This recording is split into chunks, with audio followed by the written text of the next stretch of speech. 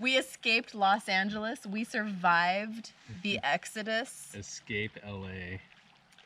Yeah. There is so much about Los Angeles that we love. The warm weather and seemingly constant sunshine. The relatively close proximity of the mountains, beaches, and deserts.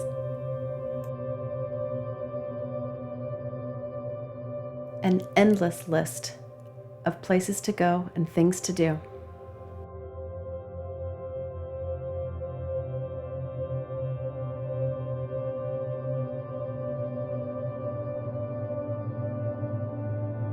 And massive diversity of culture, philosophy, and lifestyle.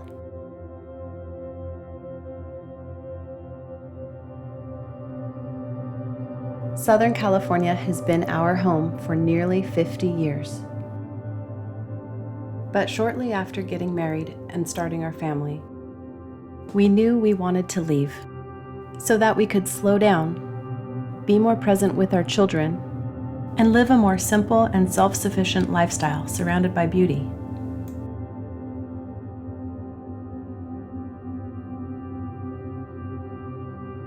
It was becoming more and more difficult to look beyond LA's flaws, as they seemed to be increasing exponentially.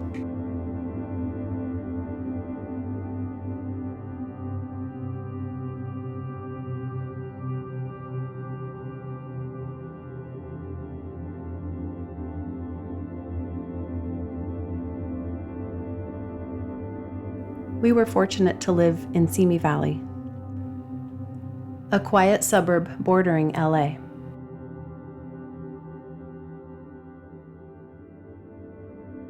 But the realities of Los Angeles were constantly pervasive in our life.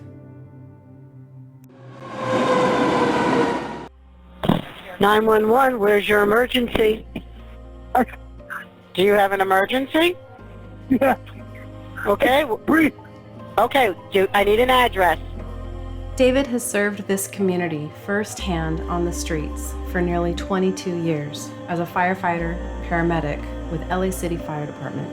This was in parallel to his 26-year career in the Navy Reserve with 3 tours in the Middle East supporting Operation Iraqi Freedom. His station assignments included Fire Station 94, 12, 46, 10, 88, and included Urban Search and Rescue at 88s, Swift Water Team at 88s,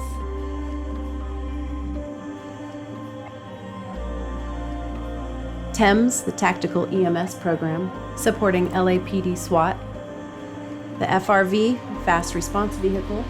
We ran downtown, not inside a station. We basically were on the city streets, running back and forth between fire districts. And if a call came out, we would immediately attach ourselves through our Metro Fire communications. What this allowed us to do is to immediately get on scene and determine if we had an advanced life support or a basic life support. We could either upgrade, meaning requesting additional resources, or downgrade, which we could let resources go. And depending on the level of call, this would create a situation where we were getting resources back to the service of the city faster.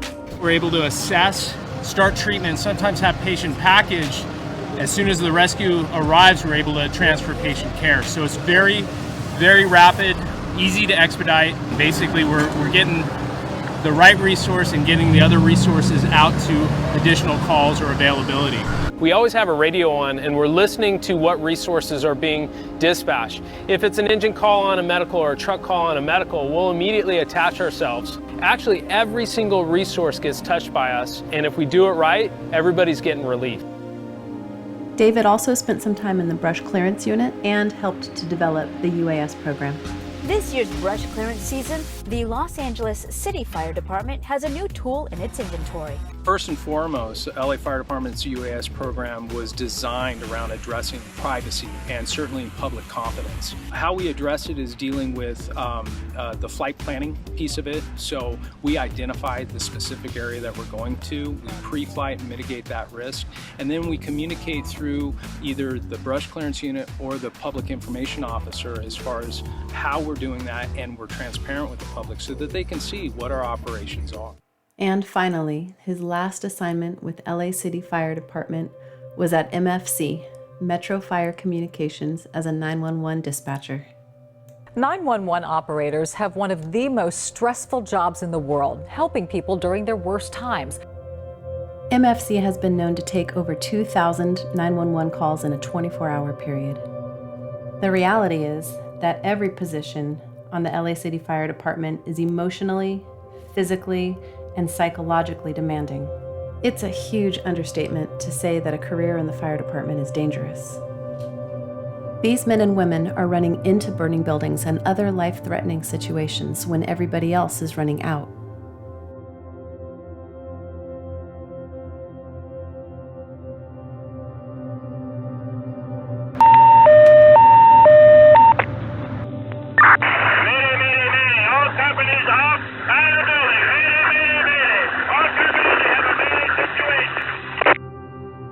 They are sons, daughters, brothers and sisters, husbands, wives, mothers, and fathers, and they risk their lives to protect others and serve their community. We will be forever grateful for every man and woman of the Los Angeles City Fire Department, and especially those who always had David's back and helped to ensure that he came home safely to his family after every shift. After anxiously counting down the years, and then the months, the weeks, and then finally the days, David's last shift finally arrived. Why does it all start here? We started over there. It's weird. The girls and I met David at the station to join him for his retirement dinner and then to escort him home. Huge letters on the wall of MFC read, "It all starts here," referring to the 911 call made in a moment of crisis. But for David and our entire family, it all ends here. At this very place, at this very moment. So now I get to say thank you. After 21 years of service with the Los Angeles Fire Department, working with some incredible command staff, the brightest and bravest men and women in the field, some incredible support from our administration, I look back at my career and I just say, wow, it was amazing, it was thrilling, it was frightening, and it was tragic. And I wouldn't change it for the world. When it comes to public safety, whether you're blue or red, there are no braver. They are the bravest. The heroism, the courage, the tenacity, the absolute honor that they serve every single day and deliver to the communities is priceless.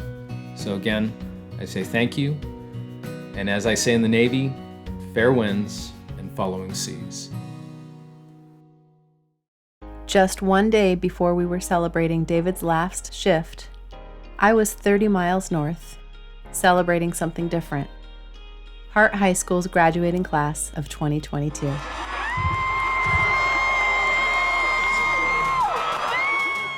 I had the privilege of teaching art and ceramics to 9th, 10th, 11th, and 12th graders at this amazing school for 3 years.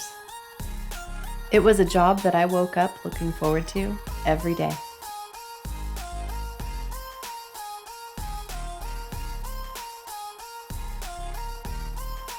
I had over 150 students for the entire school year. With each project getting fired in the kilns twice, I estimated that I had fired over 3,000 projects each school year.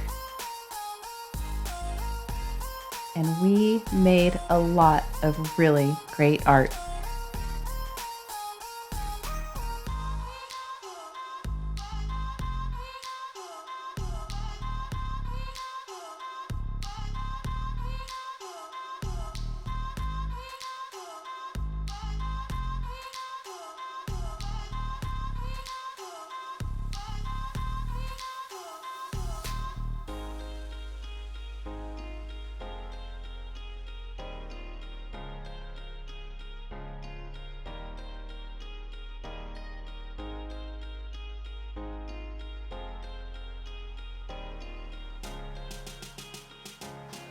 What's up, Art? Today we're going to be interviewing Miss Danielson and asking her a few questions about ceramics.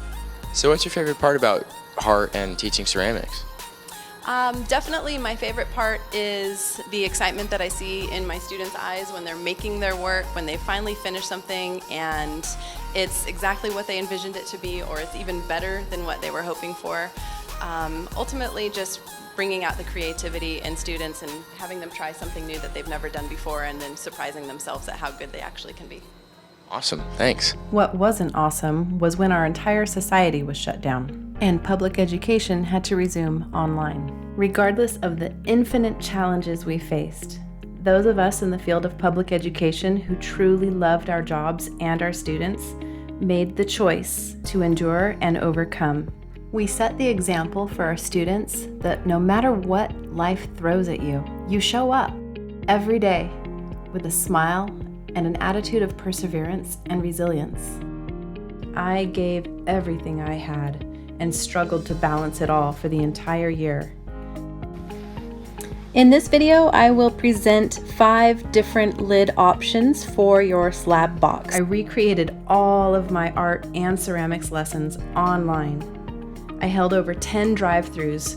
Mrs. Danielson's Art and Ceramics drive-thru will be today, February 26th from 1:45 to 4 p.m. I supported my first grader, Alina, on Zoom at home in the room right next to me. And I provided an entire preschool curriculum for our 4-year-old Isla, who was in the same house with us at the same time. I somehow managed to make it work for the entire school year. It was the most challenging year of my entire life. But coming back to the classroom live in person with these amazing kids made it all worth it. Teaching ceramics was my dream job, and I worked hard for it. Earning a bachelor's degree in studio art, a teaching credential in art, and a master's degree in educational leadership. But in the end, I was rewarded with something that's a million times more valuable than any fancy degree hanging on a wall.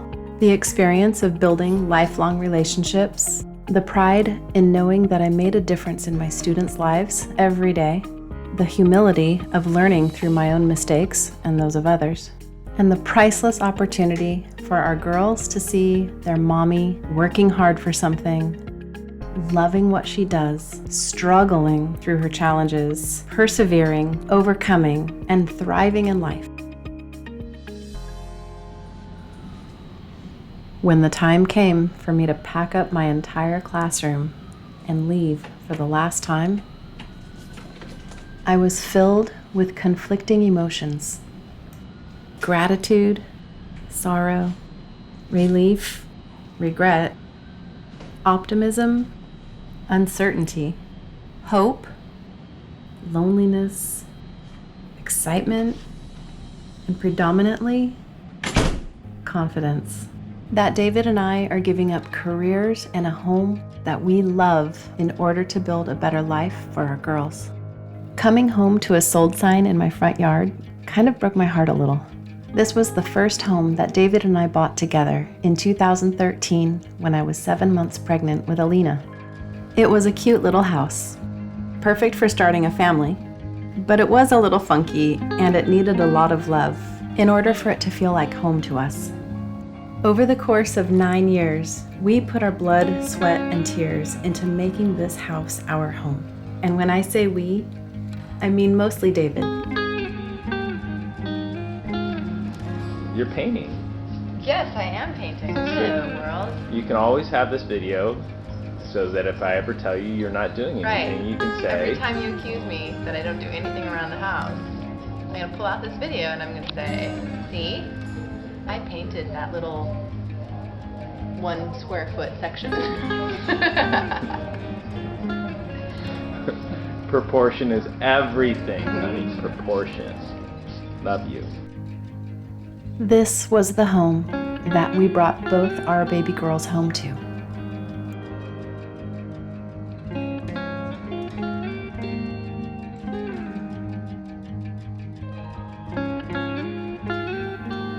This was the home where they learned to walk and talk.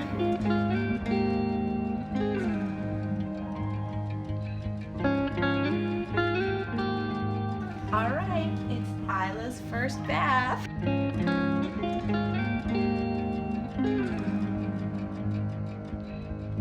And David and I learned how to be the best parents we could possibly be.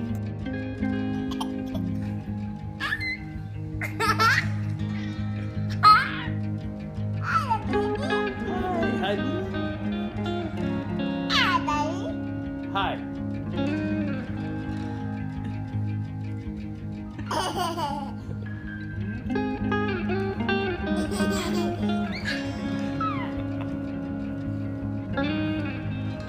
You're standing. Yeah, oopsie. Oopsie. You stand up. Yeah, I stand up. I'm sure that's what she said. I swear. Not even one yet. Our journey in life together as a family started here in this home. And it's the home where Alina and Isla learned some of the most important skills, lessons, principles, and passions in life.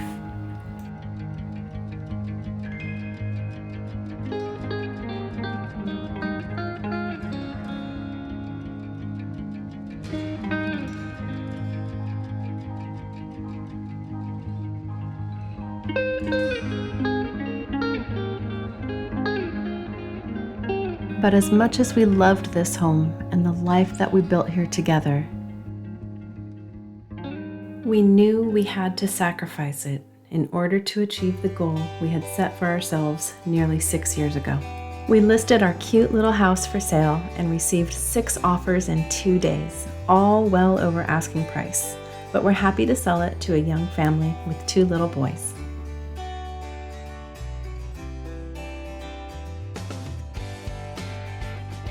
We had a small group over for one last cookout before we started packing everything up to get ready to move.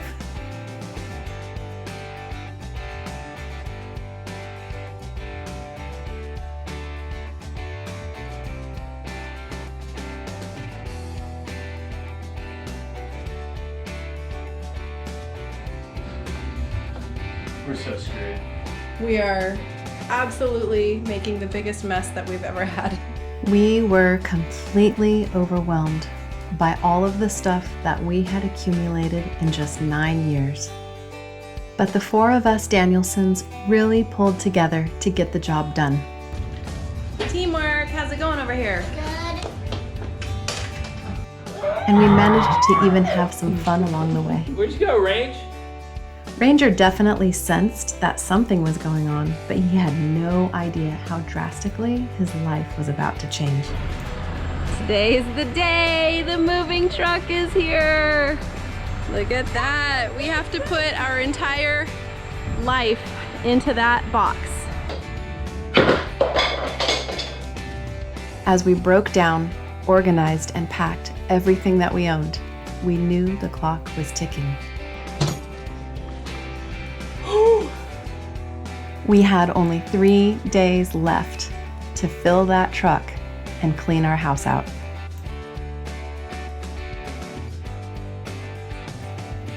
Fortunately for us, we had the best neighbors in the entire world.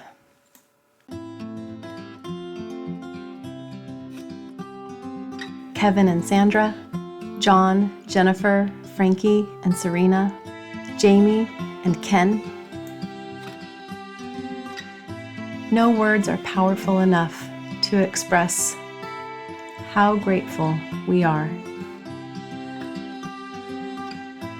for your friendship and for all of your support over the years. Especially these last few days, as you helped to send us off on the greatest journey of our life. And to my cousin Jeremy, you're the last of our entire family left in Simi Valley.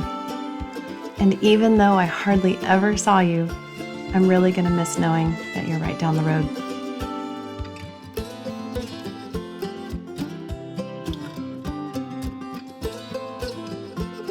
Saying thank you is easy, but saying goodbye can be one of the hardest things in life. All right. Here they are. I gotta get closer because I'm yeah, you gotta get light up.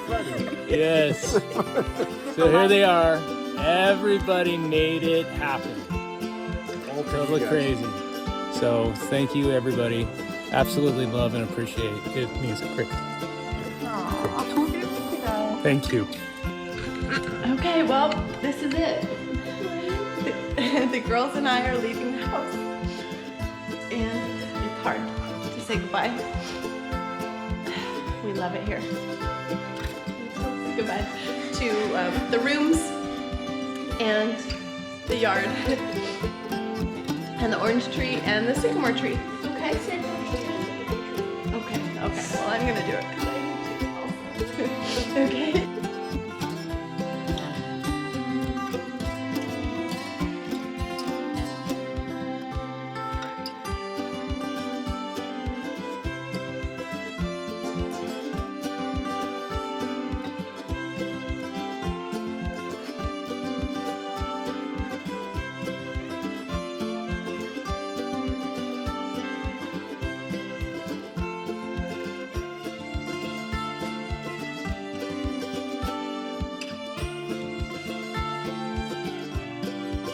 Bye, girls.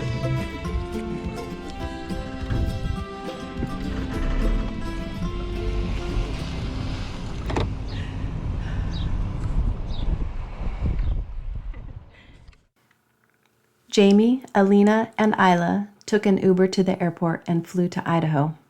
They arrived at Hidden Creek Family Ranch around midnight on June 17th, 2022. David and Ranger stayed behind to finish loading the truck with the neighbors. They finished just before midnight and began their drive to Idaho.